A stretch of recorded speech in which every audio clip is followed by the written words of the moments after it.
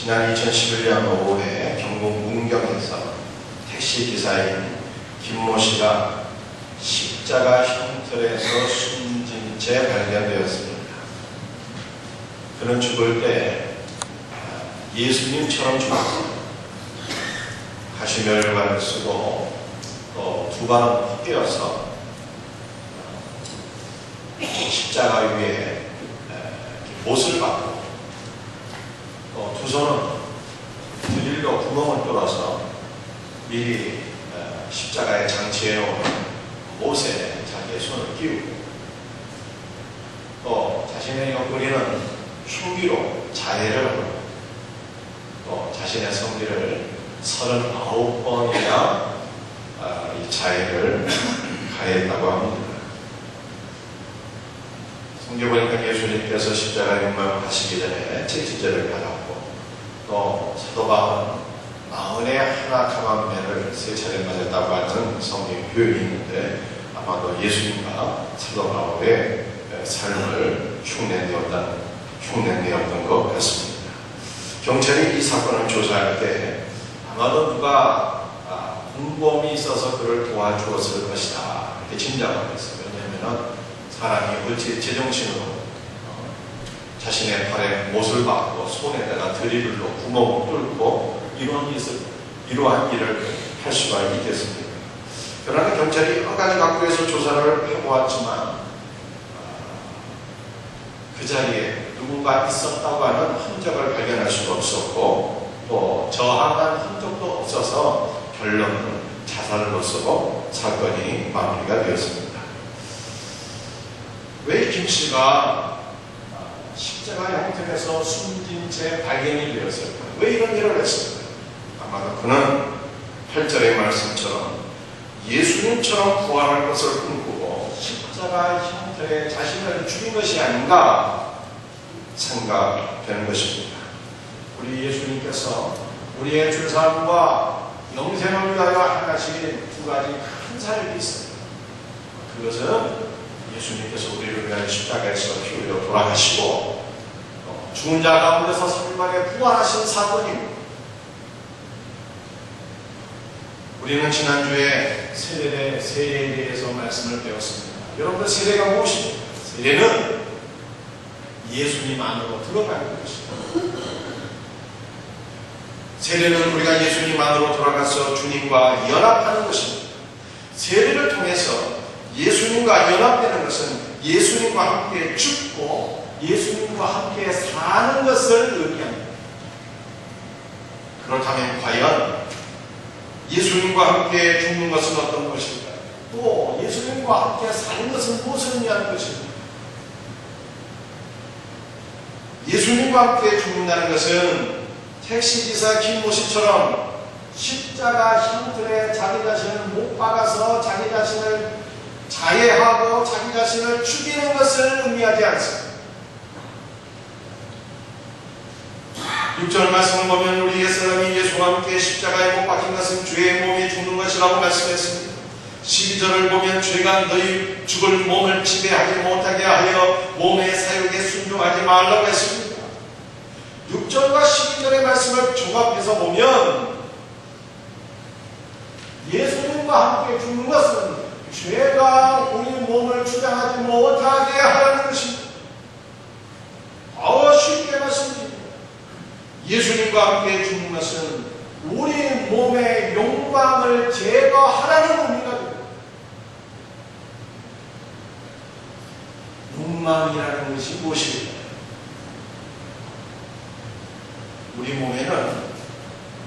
우리 몸이 필요로 하는 것들을 우리가 원하는 것이 있습니다.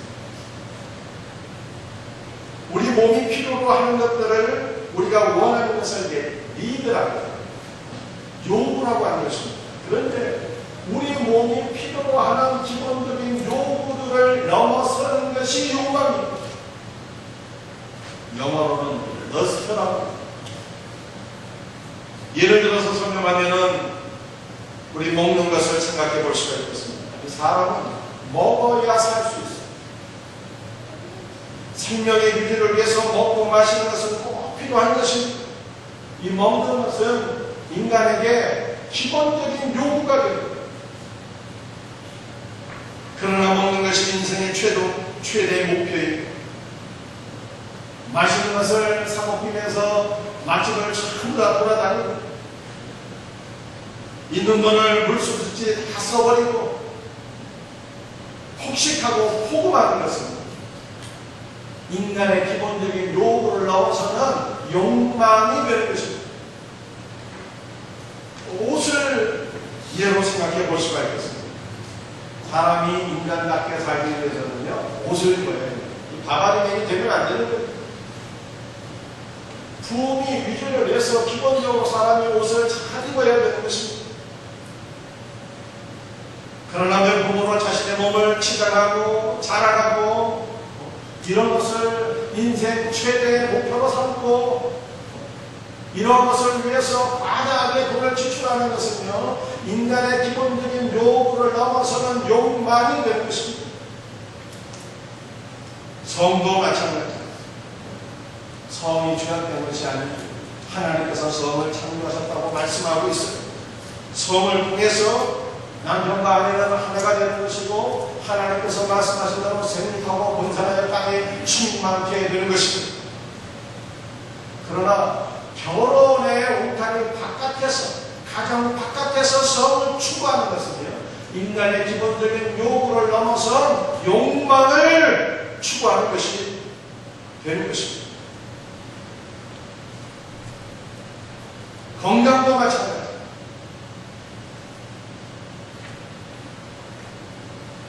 사람이 나이가 50이 넘어가니까 말씀이죠.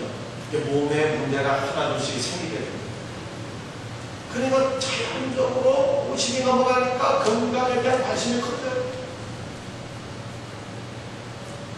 좋은 음식을 찾게 되고요. 전에는 관심도 없었던 운동도 하게 되고, 몸에 좋은 것이 무엇이냐, 어떻게는 건강하게 되느냐, 이런 것에 대한 관심을 갖게 되는 것입니다. 이러한 것은 나쁜 일이 아닙니다. 인간의 기본적인 요구가 되는 것입니다. 그러나 건강에 대해서 지나치게 집착하게 됩니다. 건강 때문에 두려워하게 됩니다. 건강은 인생의 최대의 목적이 됩니다. 건강을 위해서는 무슨 일이든 다 할 수 있고, 이러한 것은요, 욕망이. 그러면 왜 사람들이 기본적인 인간의 요구에서 만족하지 못하고 욕망을 추구하게 되는 것입니다. 오늘 본문에 우리가 말씀을 잘 읽어보게 되면 가장 많이 반복되는 단어가 있는데, 그것은 바로 죄라고 하는 단어입니다. 죄는 강력한 힘이 있어요. 우리를 사로잡는 힘과 능력이 있어요. 결국 죄가 우리 안에 역사하게 될 때 사람이 기본적인 니드로 만족하지 못하고 욕망으로 나가게 됩니다.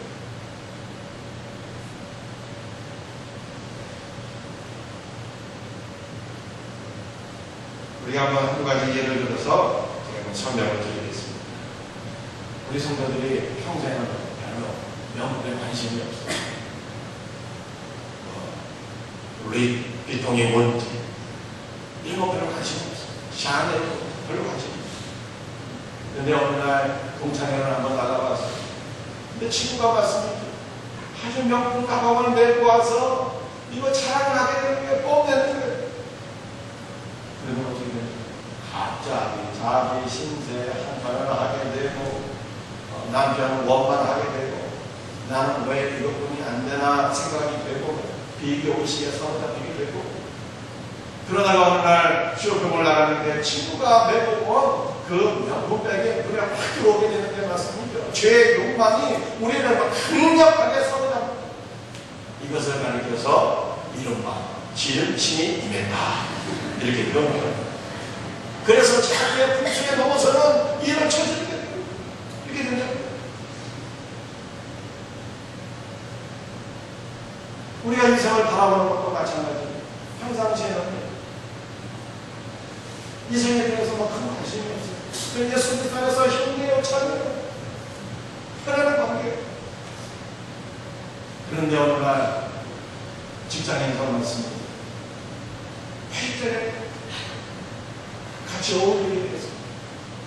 회식전에 가서 어울리다 보니까 과음을 하게 됐어요. 술이 나를 사로잡고 술 때문에 이 죄의 욕망이 나에게 찾아오게 되었어요. 보통 때 같으면 우리는 평안한 이성으로 형제고 자매이고 거기서 이 술 때문에 봤습니다. 죄의 욕망 나를 확 사로잡아 버리니까 어느 순간 평상시에는 별로 관심도 없었던 이성이 내 눈에 성적인 대상으로 보여지게 됩니다. 죄가 나를 사로잡아서 나를 노예로 삼아 버리게 되는 것입니다. 그런데 이와 같은 이 죄의 욕망, 육체의 욕망을 통제하기가 굉장히 어렵습니다. 이것이 죄인 것을 압니다. 빠지면 잘못되는 것을 압니다.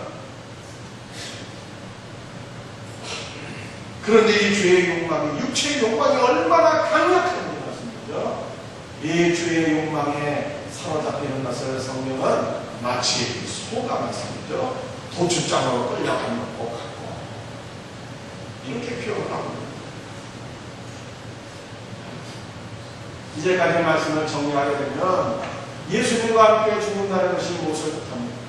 우리의 몸을 자해하거나 우리의 몸을 십자가에 못 박아서 죽는 것이 아니라 내 안에 역사하는 육체의 욕망을 제거하는 것이 예수 그리스도와 함께 죽는 것이다 말씀하고 있습니다. 그러면 우리가 이 말씀을 들으면서 한 가지 질문을 하게 됩니다. 인간에게는 기본적으로 우리의 생명의 유지를 위해서, 삶의 유지를 위해서 기본적인 이익가 있다고 하는데 이 기본적인 욕구와 욕망의 차이가 무엇입니까? 어디까지가 욕구이고 어디서부터가 욕망입니까? 이것을 우리가 어떻게 분간할 수 있는가? 분간할 수 있는 기준이 있다면 그것이 무엇일까 하는 것을 한번 생각해 봐야 되는 것입니다. 욕구와 욕망을 구별할 수 있는 기준점이 있습니다. 첫째로는 하나님께서 우리의 몸을 위하여 좋은 선물들을 많이 주셨습니다. 그런데 하나님께서 우리에게 주신 좋은 선물들을 원래의 목적으로 사용하는 것은요, 욕망이 아닌 것입니다. 지나친 경건주의를 고집하는 분들이 있습니다. 인간은 생명의 유지를 위해서 최소한의 음식을 먹고 마시면 된다고 생각하는 것입니다. 중세 수도사들은요, 생명의 유지를 위해서 아주 소량의 빵과 물만을 먹고 살았어요. 이렇게 지나친 경건주의자들은 봤습니다. 이 빵에다가 잼 발라 먹고, 또 야채 넣어서 먹고, 또 고기 넣어서 먹고, 이러면 되는 게 안 되는 게 안 된다 이렇게 생각합니다. 그러나 기독교는요, 금욕주의가 아닙니다. 만약에 우리의 생명의 유지를 위해서 빵과 물만 필요했다면 하나님께서 빵과 물만을 창조하셨겠죠. 그러나 하나님께서는요, 우리의 생명과 삶을 위해서 많은 좋은 선물들을 우리에게 허락하셨습니다. 저는 개인적으로 사계절 가운데 여름과 가을을 좋아합니다. 왜냐하면 이 먹고 싶다만 있고 여름철에 옥수수가 있고 또 수박도 있고 포도도 있고 참외도 있고 가을이 되게 되면 전 세계에서 가장 뛰어난 과일들을 하나님께서 우리에게 선물해 주셨습니다. 배와 사과가 그렇지 않습니다. 또 결정적으로 한 10월달 넘어가게 되면 이게 고구마가 나옵니다. 이 얼마나 하나님께서 우리에게 좋은 선물들을 주신 것입니다. 하나님께서 우리에게 주신 좋은 선물들을 우리가 건강을 위해서 삶을 위해서 먹는 것은요, 이게 욕망이 아닌 거예요. 하나님께서 우리에게 허락하신 좋은 선물들 많이들 주시고 건강하게 되기를 주님의 이름으로 축복합니다. 그런데 이 타락한 인간들이 하나님께서 주신 선물들을 가지고 원래 목적 이해의 것을 추구하게 됩니다. 하나님께서 주신 선물인 과일을 가지고 인간들이 이걸 발효시키고 술을 만들어 버립니다. 그리고 과음을 하죠. 뇌물과 접대와 성적인 타락을 위해서 이 술을 사용합니다. 그래서 하나님께서 주신 원래의 목적 이외의 것을 위하여 사용하는 것은 이것은 욕망이 되어버린다. 인간의 기본적인 요구와 욕망을 구별할 수 있는 두 번째 기준은요, 그것을 함으로써 하나님과 더 가까워질 수 있느냐 하는 거예요. 예를 들어서 설명을 드리면, 폭음과 폭식을 하게 되면 어떻게 될까요? 여러분들이 때로 금식 해보신 적이 있습니까? 금식을 하게 되면요, 우리 영이 맑아지게 됩니다. 깊은 기도의 자리에 들어가는데 굉장히 큰 영적인 률이 있습니다. 반대로 사람이 폭음과 폭식을 하게 되면요, 영적으로 둔감해지게 됩니다. 살이 찌게 되고, 과체중이 되고, 과체중이 되면요, 더 게으러지게 됩니다. 부러움이 되고 가서 영적인 삶에 유익한 것이 없는 거예요.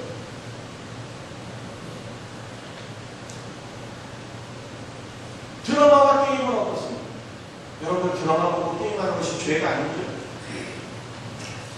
일부 유익한 면이 있습니다. 스트레스가 해소될 수 있습니다. 그러나 드라마와 TV에 또는 게임에 깊이 빠지게 되면 어떻게 될까요? 성경 읽을 시간이 없어요.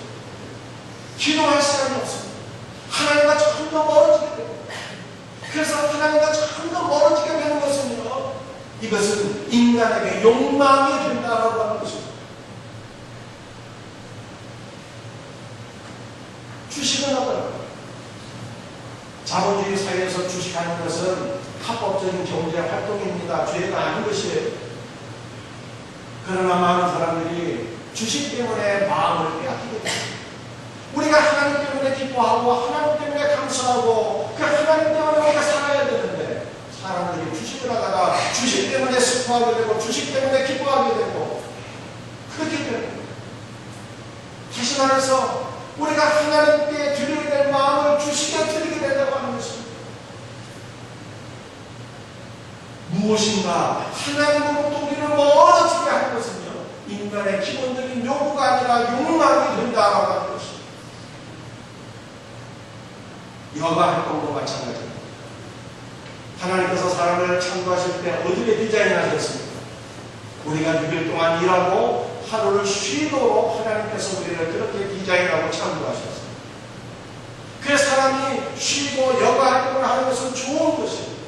그러나 여가 활동에 너무 집착하게 되면 어떻게 돼요? 주일을 성수하지 못하게 돼요. 놀러 다니면 정신 다 풀리게 됩니다. 그러면 하나님을 잊게 돼요. 하나님을 멀리할 수밖에 없게 되는 것입니다. 그런데 하나님을 멀리하도록 우리를 만드는 그런 것들은 인간의 기본적인 요구를 넘어서는 욕망이 된다라고 하는 것입니다. 세 번째로 인간의 기본적인 요구와 욕망을 구별할 수 있는 한 가지 기준점을 더 말씀드리면, 무엇을 함으로써 남에게 해를 끼치느냐 하는 것. 우리 대한민국을 빛낸 훌륭한 운동선수들이 많이 있습니다. 차범근 선수가 되고, 박지성 선수가 또 대한민국을 빛낸 선수입니다. 야구 선수 가운데는 박찬호나 유현진을 들 수가 있습니다. 올해 유현진 선수는 미국 메이저리그에서 13승을 거두었어요. 14승을 거두면 작년에 자신이 세운 기록과 타이가 되는 것이고, 15승을 거두게 되면요, 자신의 기록을 넘어서는 일이 됩니다. 그런데 이 류현진 선수가 1년에 버는 돈이 얼마나 될까요? 그가 평균 연봉이요, 60억이 넘는 거예요. 61억이 됩니다. 연봉. 거기다가 무슨 광고나 그런 기타 부수입을 합치면 그의 연봉은 우리가 생각하는 것 이상일 것입니다. 한마디로 말해서 류현진 선수는요, 1년 동안 운동하면서 돈을 버는데 보통 사람들이 평생 동안 버는 돈보다 더 많은 돈을 버는 거예요.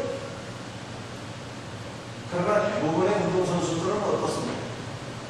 대부분의 운동선수들은요, 은퇴하게 되면 누가 걱정된다라고 하는 것입니다. 대부분의 운동 선수들이 은퇴하게 되면은 비정규직 코치나 아니면 다른 잡을 갖게 되는데, 그것도 정규직이 아닌 비정규직을 갖고 일함으로써 먹고 살 것이 굉장히 염려되는 상황이라는 거예요. 그래서 운동 선수들이 운동을 하면서 흔히 받는 유혹이 있는데, 무슨 유혹이 있을까요? 승부 조작의 유혹이 있다는 것입니다. 은퇴하게 되면 먹거리가 긴다고 없어요. 근데 한 번 저기면 몇 천만 원이 생기는 거예요. 그걸 어떻게 거부할 수 있겠습니까? 많은 감독이나 선수들이 승부 조작에 가담을 합니다.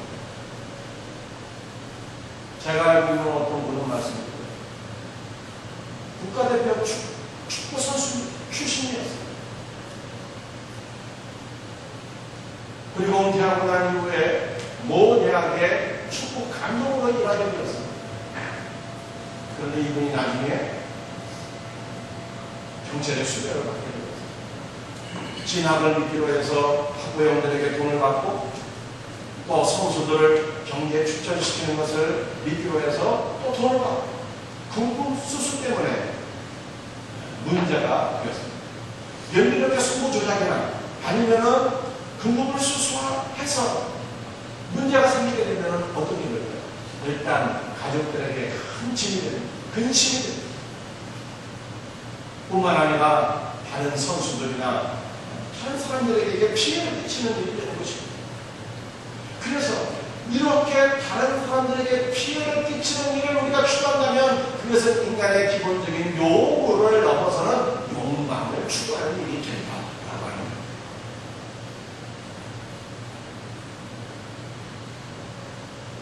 성도는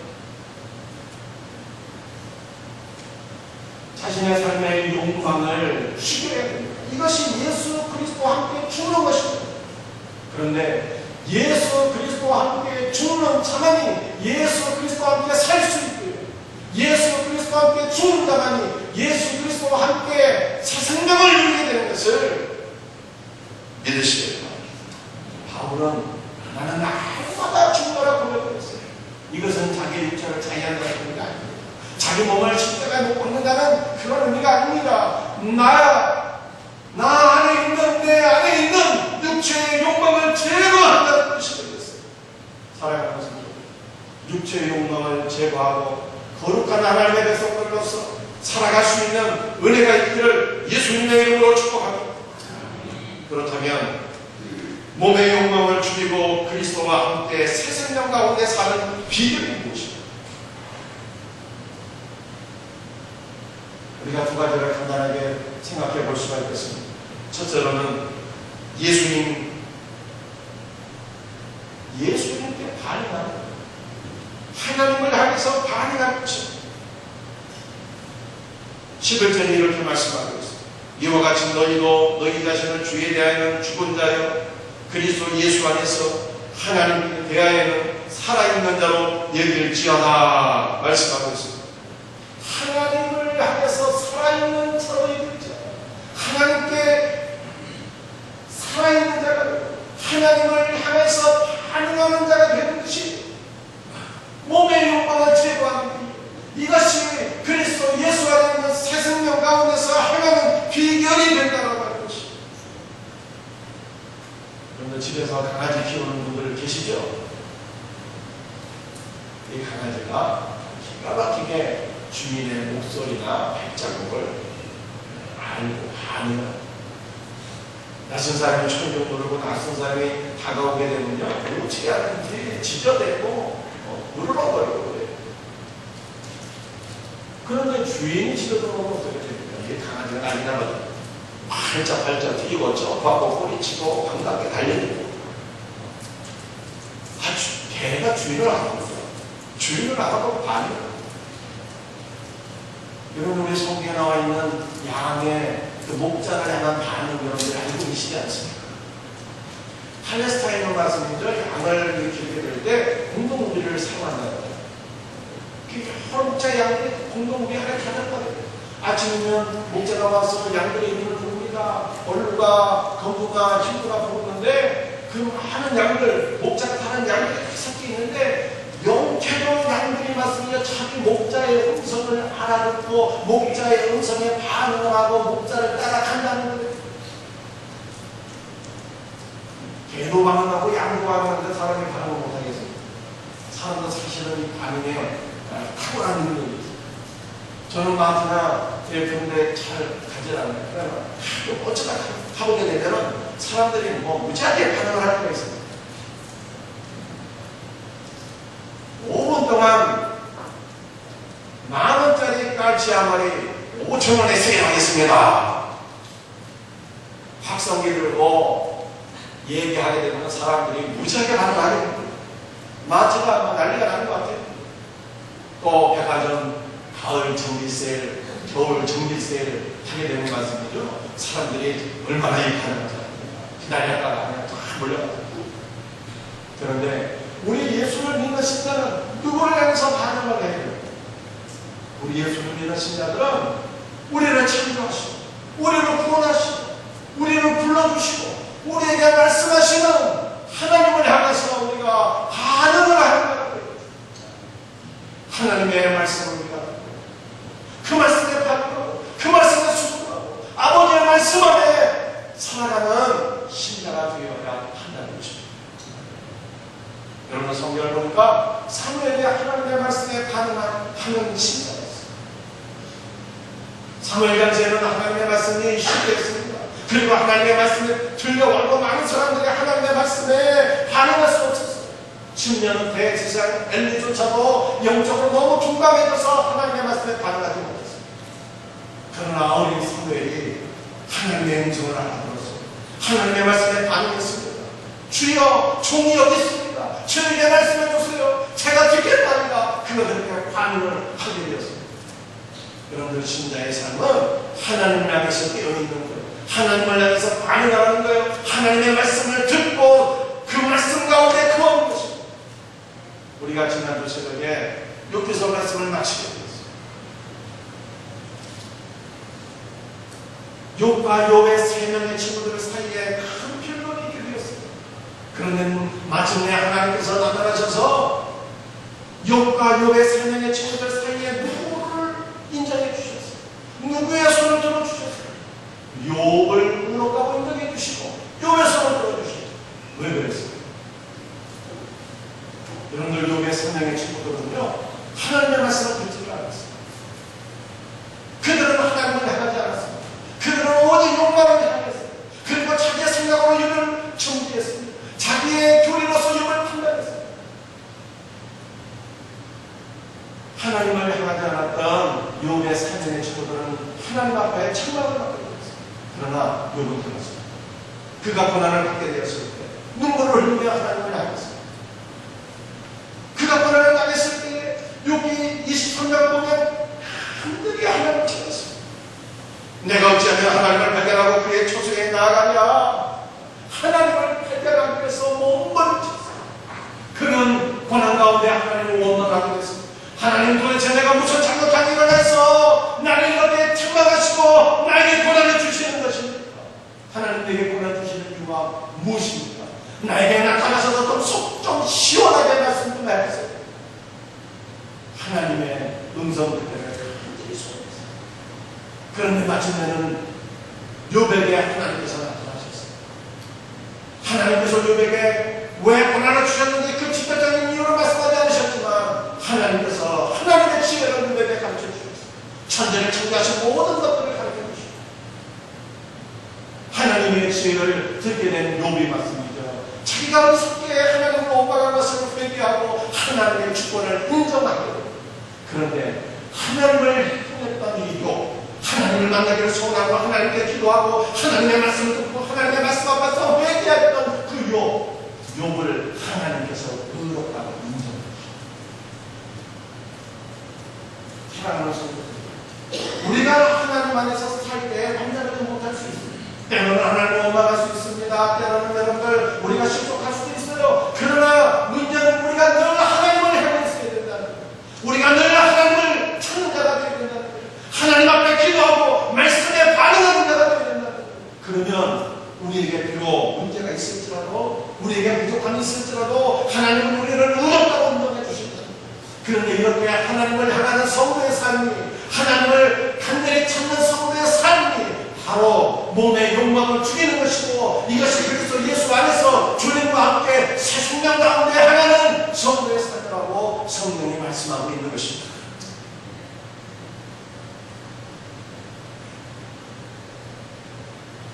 몸의 욕망을 죽이고 예수 그리스도와 함께 새 생명 가운데 사는 또 하나의 길이 무엇입니까? 그래서 오늘 13절에 이렇게 말씀하고 있습니다. 너희 제자를 불의의 무게로 죄에게 내주지 말고 오직 너희 자신을 죽은 자 가운데서 다시 살아난 자 같이 하나님께 드리며 너희 지체를 의의 무게로 하나님께 드리라.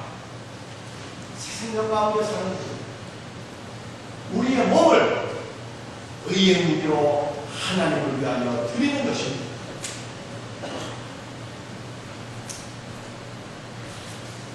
자, 여러분들에게 데이빗 리빙스턴의 이야기를 말씀드리겠습니다. 여러분들이 잘 알고 계신 이야기죠. 리빙스턴은 19세기 태생으로서 아프리카의 생교와 의로사를 위하여 일생을 헌신한 위대한 하나님의 종입니다. 그는 어렸을 때는 너무나도 가난하게 살았고 부모님이 면허공장에서 일을 하는데 너무나도 가정이 가난해서 단칸방에서 9식구가 부모님과 형제들 7명이서 단칸방에서 생활을 했다고 합니다. 가정이 너무나도 어려서 그가 10살 때 면허공장에 가서 일하지 않으면 안 되었다고 합니다. 그런데 그가 어느 날 주일날 교회에 가서 말씀을 듣게 되는데 그날 말씀이 하나님의 자녀들은 선교를 해서 복음을 해서 헌신을 해야 된다고 하는 주제였습니다. 그리고 선교를 위해서 어느 성도들이 헌신을 하는 헌금 시간이 되었습니다. 그런데 오늘날 우리는 예배 시간에 우리 들어오면서 헌금을 하잖아요. 그러나 우리 한국교회가 이제는 어떻게 했습니까? 예배 시간에 이렇게 연보 주머니를 돌렸죠. 그죠? 그런데 서양교회는 예배 시간에 연보를 이렇게 돌리는 것은 동일한데 우리처럼 주머니가 아니라 노수로 된 이 접시를 돌렸다. 그런데 리빙스턴이 말씀하죠. 그 접시를 너무 안 됩니다. 헌금위원님, 너 지금 뭐 하는 것이냐? 얘기했죠. 그러면 리빙스턴은 하나님의 나라를 위해서, 아프리카 선교를 위해서 내가 나의 몸을 하나님께 드리기를 원합니다. 그러나 우리 지금 너무나도 가난해서 하나님께 드릴 곳이 없습니다. 내 몸을 주님을 위해서 헌신하겠습니다. 고백하겠습니다. 그런 얘기를 리빙스턴은요, 나중에 정말 자기 몸을 하나님께 드리는 삶을 살았다는 거예요. 그가 10살 때 면허공장에서 일하면서 첫 월급을 받게 되는데 첫 월급으로서 라틴어 문법책을 사서 라틴어 문법 공부하면서 신학 공부를 시작했다는 거예요. 27살까지 신학과 의학에 대해서 그가 공부를 하고 27살에 아프리카 선교사로 파송을 받게 되는데 60세까지 아프리카 선교를 해서 헌신하다가 그가 치료를 맞이하게 됩니다. 그는 아프리카 흑인들을 너무나도 사랑했어요. 여러분, 그 당시에는 흑인들을 짐승처럼 매매하는 노예 무역제도가 성행했는데 리빙스턴은 아프리카의 검은 창제들고 하나님께서 창조하신 거룩한 하나님의 백성이 와서 얘기하면서 노예 무역제도에 대해서 반대하게 됩니다. 그가 아프리카 사람들에게 복음을 신고하면서 사자에게 습격을 당했는데 사자에게 왼쪽 팔을 물어뜯겨서 왼쪽 손을 사용하지 못하게 되었다. 그가 60세에 질병에 걸려서 순교를 하게 되는데 그가 죽을 때 말씀드렸죠. 아무도 없이 홀로 외로운 최후를 맞이했다고. 그 이유가 무엇인가 하면은 너무나도 아프리카 밀린 그 오지에 그 원주민들에게 찾아가서 그 아프리카 깊숙한 곳에서 복음을 증거했기 때문에 아무도 그 사역을 함께 할 수가 없었다. 그만큼 그가 아프리카 선교를 해서 일생을 하지만 나중에 그가 죽고 난 이후에 그가 순교한 장면을 사람들이 발견하게 됩니다. 죽을 때 침상에서 무릎을 꿇고 기도한 채로 최후를 맞이했다고 합니다. 여러분들, 우리가 과거에 청소년 시절에 우리도 리빙스턴처럼 은혜를 받고 하나님 앞에 헌신을 다짐했던 기억들이 다 있지 않으십니까? 하나님 앞에 우리가 헌신을 다짐하고 그렇게 은혜 받았을 때 그 첫사랑, 첫날의 충격 가득하면서 여러분들 몸을 하나님 나라를 위해서 헌신하고 계십니까? 우리 과거 한국교회는요, 너무나도 하나님을 향한 그 사랑과 은혜와 열정이 뜨거워서 하나님 앞에 물불을 가리지 않으려고 헌신하면서 살았습니다. 그러나 지금 우리 한국교회가 하나님 앞에 우리의 몸을 드리고 헌신한 그러한 은혜를 너무나도 많이 상상하면서 살고 있는 것이 아닌가 생각하게 됩니다. 과거 목회자들이 복음을 증거하며 목회 사역을 할 때 무슨 돈 때문에 목회를 하는 것이 아니었습니다. 나를 원하시는 주님의 내가 너무나도 놀랍고 고맙고 감사해서 사역이나 생각도 안 하고 목회를 했습니다. 그러나 오늘날 이 목회자들도 많은 경우에 돈을 추구하고 장로님들은 어떻습니까? 장로님들은 과거 한국교회에 왔습니다. 건축을 한다 하면 집을 팔고 논밭을 팔고 그렇게 헌신을 했습니다. 그러나 그러한 일들은 요즘 눈을 씻고 찾아와도 드문 일이 있습니다. 신앙 좋은 권사님들은 자녀를 낳으면 자녀 가운데 한 명은 하나님의 종으로 드리는 것을 기쁨으로 알고 큰 영광으로 알았습니다. 그러나 그런 분들이 요새 어디 있습니까? 목회자가 되면 배고프고 너무나도 고통스러운 직업으로 생각하고 무슨 하나님의 종으로 자기가 지어지겠습니까? 집사가 되면요, 과거 한국교회는 주님의 종으로서 물불 안 가리고 그냥 몸으로 헌신하고 충성하는 직업으로 말하지만 오늘날의 집사라고 하는 직업은 교회 안에 명예직으로 일도 안 하고 명예로 생각하는 것이 한국교회의 모습이 된 것 아니겠습니까? 사랑하는 성도들, 주님을 향한 첫사랑과 책임, 우리의 몸을 하나님 앞에 헌신하는 이러한 은혜가 회복되어지기를 주님의 이름으로 축복합니다. 우리 지난 주일 11시 예배 후에 우리 남자 성도님들 모임이 있었는데 너무나도 좋은 선한 보고를 제가 듣게 되었습니다. 우리 남자 집사님들이 한 달에 한 번 토요일날 모여서 봉사도 하고 식사도 같이 하고 교제하고 은혜를 나누게 되었다고 하는 그러한 말을 듣게 되었을 때 우리 생명생교회의 소망이 너무나도 충만해지게 되었습니다. 사랑하는 성도, 바로 이러한 것들이 하나님께서 나를 창조하시고 나를 구속하시고 그 은혜를 위해서 나의 몸을 하나님의 나라와 주님의 몸되기를 위해서 헌신하는 것입니다. 몸의 영광을 제거합니다. 이것이 예수 그리스도 안에서 주님과 함께 세상명 가운데 살아가는 성도의 삶인 것을 믿으시고 우리 생명생교의 이와 같은 은혜가 더욱더 충만해지기를 주님의 이름으로 축복합니다. 다같이 일어나셔서 우리 찬송가, 우리 복음성가, 이제 내가 살아도 주 위에 살고 이제 내가 죽어도 주 위에 죽는다, 우리 찬양드리겠습니다.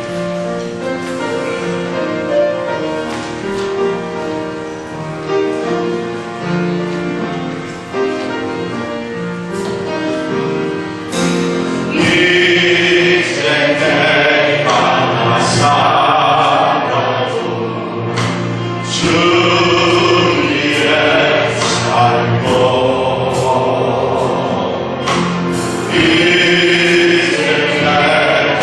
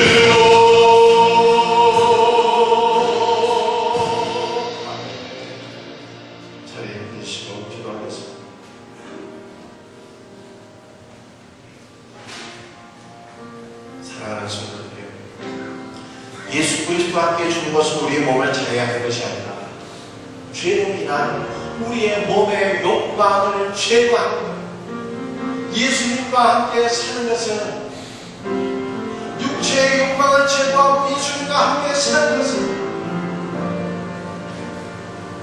하나님을 향해서 반응하는 것입니다. 우리의 몸을 의의 무기로 하나님께 드립니다. 하나님 나라를 위해서 우리 몸을 헌신하는 것. 그럴 때 우리 몸의 육체의 욕망이 제거되고 주님의 은혜가 주님의 생명이 우리 안에 더욱더 충만해집니다. 사랑하는 성도 여러분, 오늘 이 시간 하나님을 향해서 반응하는 심장이 되게 해주실 필요없습니다. 하나님, 하나님의 나라를 위해서 내 몸을 드리겠나이다 하는 생각을 하지 않겠습니다. 오늘 주신 말씀 붙잡고 다음과 같이 주여 번에 주여 기도드리겠습니다. 주여